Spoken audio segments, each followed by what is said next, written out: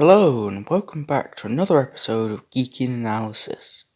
This week, we'll be exploring the categories of life, Earth's short-lived legal system to define what it means to be alive. Enjoy! The worldwide event known as Miracle Day brought immortality to Earth, allowing everyone but two to survive death in any form. Their consciousness would remain.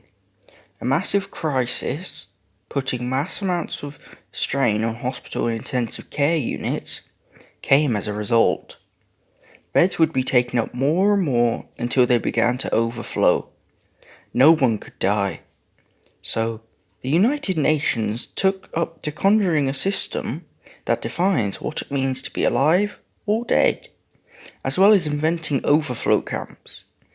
This system became known as the categories of life, with three distinct categories at the start, with a fourth and final category proposed further into the miracle, and defining who should be in the overflow camps. The categories were Category 1, Category 2, Category 3, and the proposed Category 0.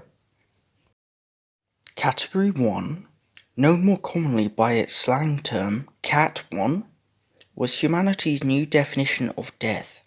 Someone would be defined as Category 1 if they were considered brain dead or unable to function without support. Category 1s would be taken to the overflow camps without question, defined to doctors and nurses by a red peg, and were secretly burned alive inside modules within the camps, with this being the only cause of death in the new miracle world. The concept of these camps was considered since those suffering from serious disease, such as cholera, would be plague carriers unable to die, and burning the bodies was deemed the only way to prevent a major outbreak and kill off the disease, as constantly using the same drugs to treat the disease would slowly result in it becoming immune to all known treatments, therefore making a disease outbreak much more likely. However, if treated, Category 1s could elevate to Category 2s. This is the case for Rex. He was impaled by a metal bar at the beginning of the miracle, but survived and saw his fatal wound slowly heal up.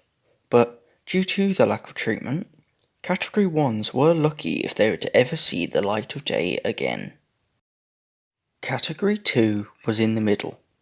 People under Category 2 would be taken to the overflow camps but would see treatment. These were individuals who had non-fatal but permanent injuries. No matter the level of injury, the ability to function to a degree of independence defines someone as Category 2.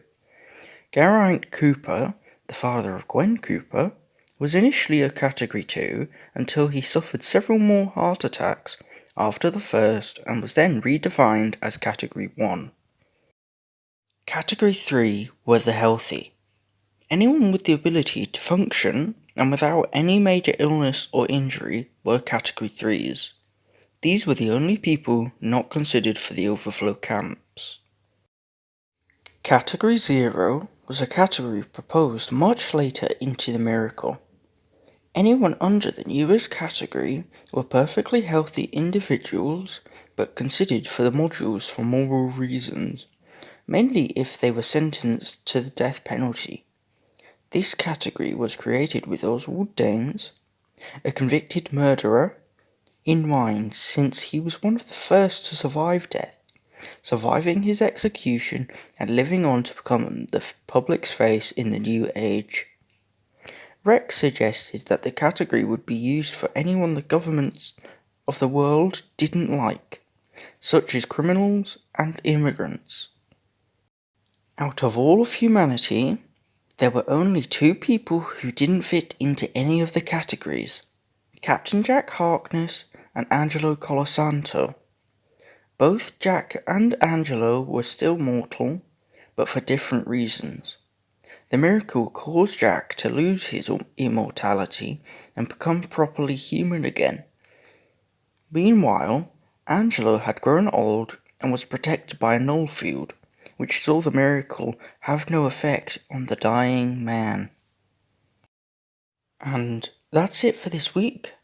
I do hope you enjoyed this week's video, and if so, make sure to like and share the video, as well as subscribe and ring the bell so you don't miss a video. Also, make sure to check out Instagram and Twitter too. The links to both will be in the description. However, that's up to you. I hope to see you in next week's video, but until then, bye!